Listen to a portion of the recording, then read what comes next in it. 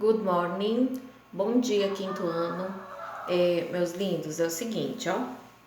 Esse vídeo é muito importante que vocês assistam ele, tá? Até mesmo para quem assistiu a aula ao vivo de hoje. Se ficou alguma dúvida ainda o que é Present Continuous, assistam esse vídeo, tá? Na nossa página 46, nessa aqui, tá bom? Vamos analisar essas frases e vamos ver sobre o que o nosso conteúdo fala. Então, a primeira, a menininha fala: I am packing suitcase. Eu estou arrumando a mala, né? Aí o outro fala: They are buying souvenirs. Eles estão comprando lembrancinhas. E o outro: He is taking pictures, né? Eles estão tirando fotos. O que essas frases eles têm em comum, tá? Então, essas frases têm em comum o seguinte, que elas o tempo verbal que está sendo utilizado nessas frases é do present continuous. Se a gente for analisar em português, é o nosso gerúndio, tá? Agora, eu postei já na plataforma a explicação no PowerPoint. Vocês vão pegar essa explicação, fazer um cabeçalho bonitinho no caderno e copiar essa explicação no caderno, tá? Vamos lá. Present Continuous, gerúndio. Primeira coisa que temos que saber sobre o gerúndio é que ele precisa de um verbo auxiliar, um verbo que ajude ele para que ele fique no present continuous.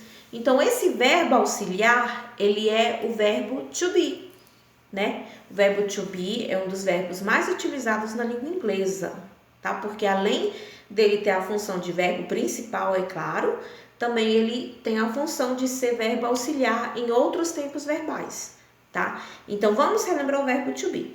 Vamos lá. I am, you are, he is, she is, it is, we are, you are e they are.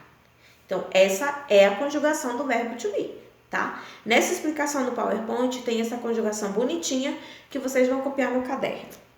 Aí a próxima, quando usar o present continuous?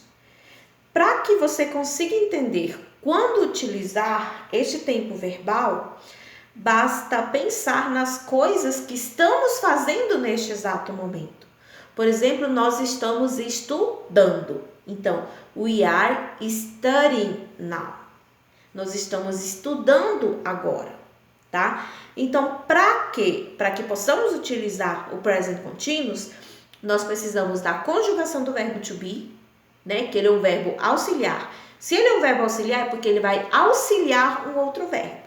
Então, esse outro verbo, que ele seria o verbo principal, que é o verbo que vamos utilizar para falar o que estamos fazendo nesse exato momento. Ele é o verbo principal.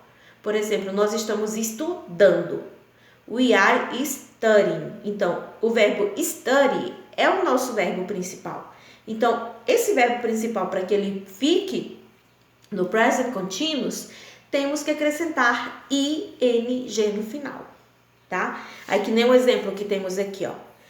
Para isso, utilizamos o verbo to be e acrescentamos ing nos verbos de ação que queremos usar. Por exemplo, read vai ficar reading, do, doing, study, studying, tá? Vamos lá. Aí temos um exemplo do verbo drink. Como que eu vou fazer uma frase com o verbo drink no present continuous? Né? Primeiramente, conjugação do verbo to be. Por exemplo, eu estou bebendo, o exemplo que temos aqui, eu estou bebendo água. I am drinking water. Eu estou bebendo água. Aí vamos talk, né? She is talking to her teacher. Ela está conversando com a sua professora, tá? Só que nem tudo é tão belo assim e nem tão fácil, né? Então, temos algumas exceções em inglês, tá? Então, hoje vamos aprender duas exceções, duas regrinhas. A primeira regra, Para os verbos que vão terminar em E, o que vamos fazer? Vamos retirar o E desse verbo e acrescentar ing. Por exemplo, do verbo dance. Dance termina com E. Pela regrinha, a gente joga esse E fora e acrescenta ing. Então, vai ficar dancing. A mesma coisa do verbo ride, que é andar. Andar de, tá? Então, a mesma coisa. Ride termina em E.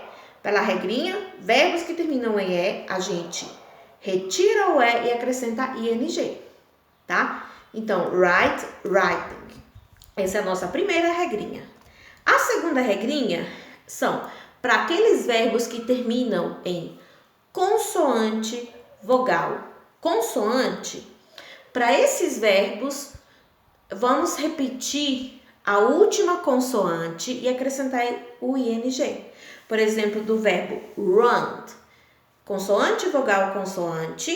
Vamos repetir o N e acrescentar ing. Então, vai ficar running. A mesma coisa do verbo swim, que é nadar. Consoante, vogal, consoante. Vamos repetir a última consoante. Então, vai ficar swimming. Então, temos essas duas regrinhas, ok?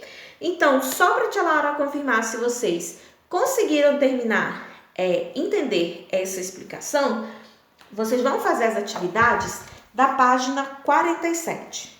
Na primeira, temos esses 4 verbos. Vocês vão utilizar esses verbos para completar essas frases. Lembrando que tem que acrescentar ing e prestando atenção também nas exceções, tá? Try, swim, bake e take. E aqui vocês vão responder essas perguntinhas de acordo com essas informações. E também vocês vão responder a questão 45, que são sobre viagem.